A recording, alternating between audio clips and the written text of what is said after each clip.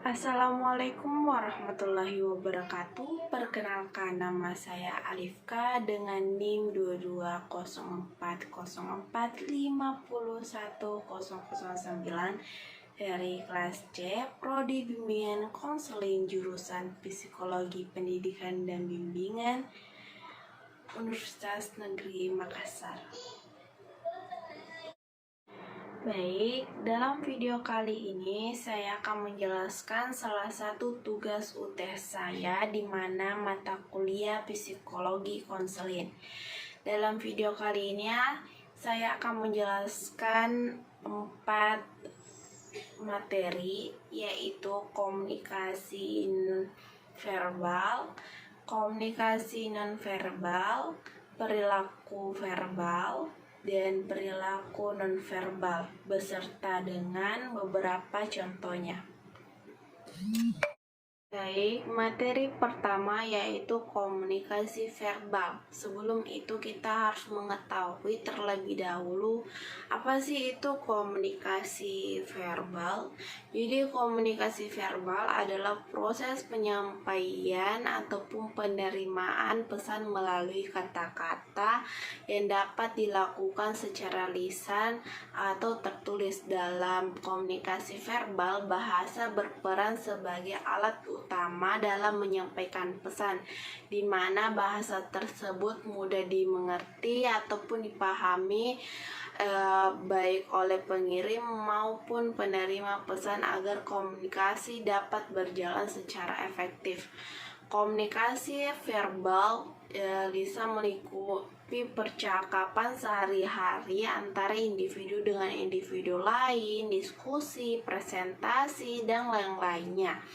Dan di mana komunikasi verbal ini tersendiri memungkinkan individu untuk mengungkapkan ide-ide, pemikiran, perasaan, informasi kepada lawan bicara saat berkomunikasi secara verbal. Hal ini karena bahasa dapat menerjemahkan pikiran, perasaan seseorang kepada orang lain dengan cara berbicara dalam berkomunikasi verbal. Dan komunikasi verbal ini juga adanya timbal balik atau dalam kedua belah pihak, baik pengirim maupun penerima pesan, untuk memiliki pemahaman yang baik tentang bahasa yang digunakan dalam berkomunikasi secara verbal. Jadi termasuk di mana komunikasi verbal ini akan efektif dan efisien di mana dalam pengirim dapat mengirim dengan lawan bicara dengan bahasa yang mudah dipahami, dan juga keterampilan mendengar yang baik untuk memahami dan menanggapi pesan tersebut agar mudah dipahami dan disampaikan dengan tepat dalam berkomunikasi secara.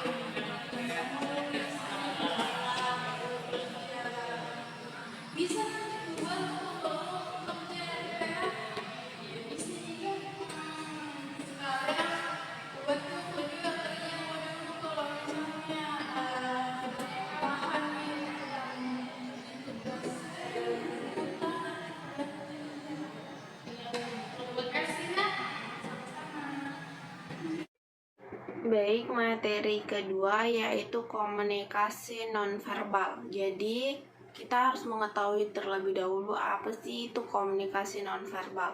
Komunikasi nonverbal adalah bentuk komunikasi yang tidak menggunakan kata-kata, melainkan melalui gestur, ekspresi wajah, dan cara berbicara. Ini mencakup berbagai cara berkomunikasi pesan tanpa kata-kata, seperti melakukan gerak tubuh, ekspresi wajah, mengatur jarak, penampilan tubuh, dan nuansa suara.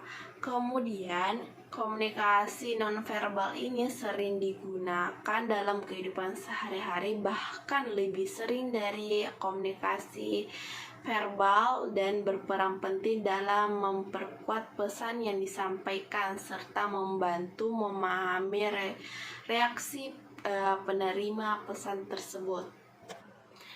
Komunikasi nonverbal itu sendiri seringkali sebagai menjadi bagian penting dari komunikasi secara keseluruhan, karena dapat kita pahami bahwa menambahkan dimensi tambahan ke pesan yang disampaikan secara verbal. Sebagai contoh, seperti ekspresi wajah yang menunjukkan kegembiraan ataupun kekecewaan, gerakan tubuh yang menunjukkan ketertarikan ataupun penolakan, dan di mana tanpa adanya suara untuk menunjukkan bahwa kita sudah mendapatkan atau memberikan informasi penting dalam penerima pesan tanpa mengeluarkan kata-kata, tapi melalui gestur tubuh kita dalam berkomunikasi secara nonverbal.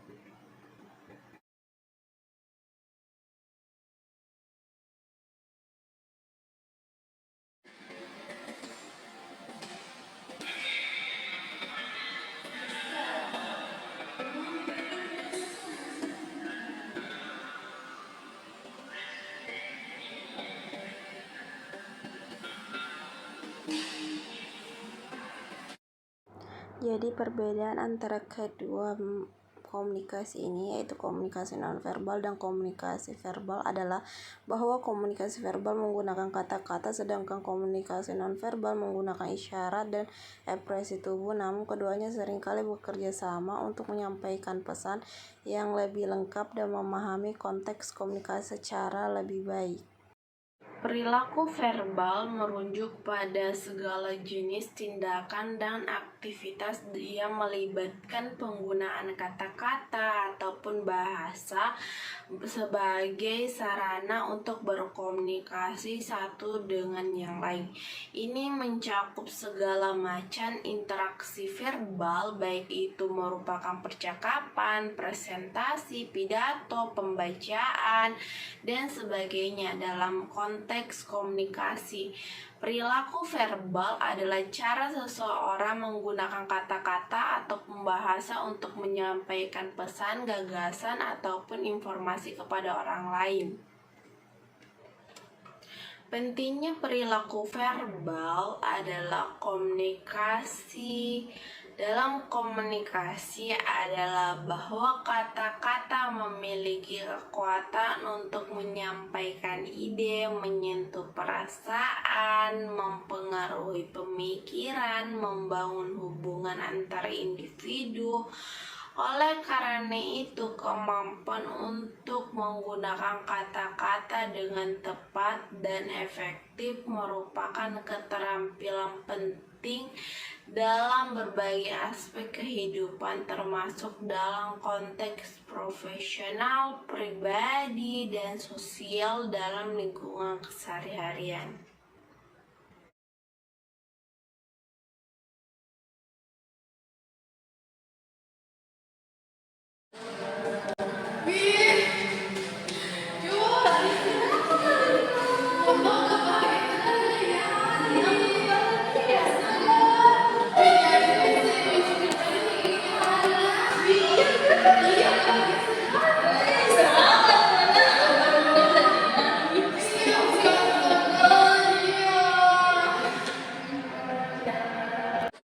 Materi selanjutnya yaitu perilaku nonverbal. Perilaku nonverbal ini merujuk pada segala jenis tindakan dan aktivitas yang tidak melibatkan menggunakan kata-kata ataupun bahasa sebagai sarana untuk berkomunikasi. Ini mencakup berbagai sarana seperti ekspresi wajah, gerakan tubuh, postur dan intonasi suara, kontak mata, jarak fisik antara individu, dan elemen komunikasi lainnya yang tidak menggunakan kata-kata secara langsung. Jadi perilaku nonverbal ini seringkali memiliki dampak yang kuat dalam berkomunikasi karena dapat memberikan informasi tambahan atau bahkan menggantikan kata-kata dalam menyampaikan pesan, emosi, ataupun niat seseorang. Misalnya, ekspresi wajah yang menunjukkan kegembiraan, gerakan tubuh yang menunjukkan ketidaknyamanan, atau bahkan keheningan yang tercipta dalam situasi tertentu. Semua ini dapat memberikan informasi penting bagi kepada penerima pesan. Pentingnya perilaku nonverbal dalam berkomunikasi adalah bahwa ini akan memberikan dimensi tambahan dalam pemahaman pesan yang disampaikan yang memungkinkan komunikasi lebih baik antara individu dan seringkali dapat membantu dalam membangun hubungan yang kuat dan memahami dengan baik keadaan emosional dan psikologi orang lain ataupun orang yang ditemani untuk berkomunikasi saat itu juga.